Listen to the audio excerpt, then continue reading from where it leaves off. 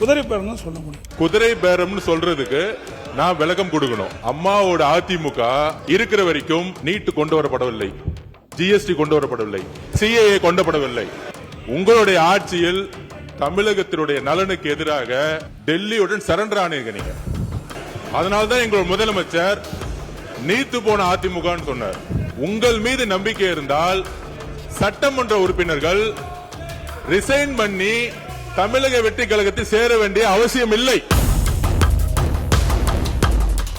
உங்கள் தலைமை மீது அதிமுக தொண்டர்கள் முழுவதுமாக விலகியதால் தான் உண்மையான புரட்சி தலைவர் எம்ஜிஆருடைய விசுவாசிகளும் அம்மாவுடைய விசுவாசிகளும் இன்றைக்கு தமிழக வெற்றி கழகத்தில் இணைந்து பணியாற்றிட்டு இருக்கார்கள்.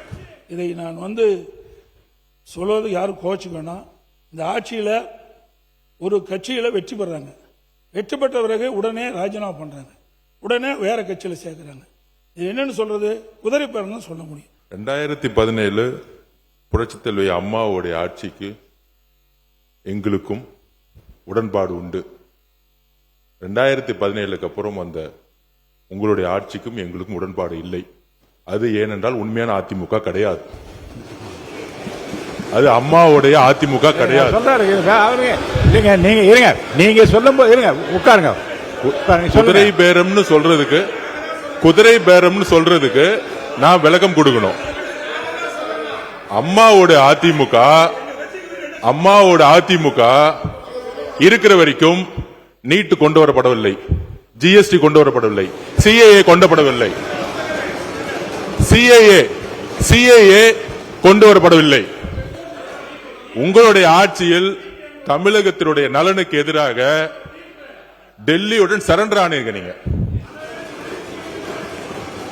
அதனால்தான் எங்களோட முதலமைச்சர் நீத்து போன அதிமுக சொன்னார். அதனால உங்கள் மீது நம்பிக்கை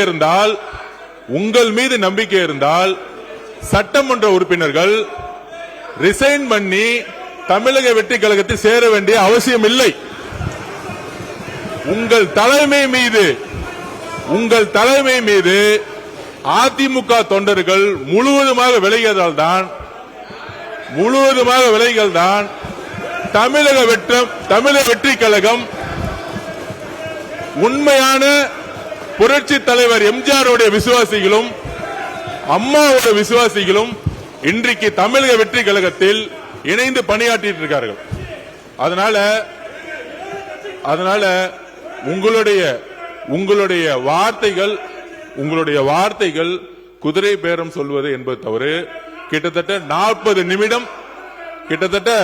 40 நிமிடம் பேசிக் கொண்டிருந்தார் முன்னாள் முதலமைச்சர் அவர்கள். நாங்கள் எதுவும் பேசவில்லை. ராஜினாமா செய்ய வேண்டியது அரசியலமைப்பின்படி எல்லோருக்கும் உரிமை இருக்கிறது. ஒரு கட்சி தலைமை மீது நம்பிக்கை இழக்கும் பொழுது முன்னாள் அமைச்சர்களும் சரி, எம்எல்ஏக்கும் சரி, விலகி மாற்று கட்சிக்கு சேருவது இயல்பு.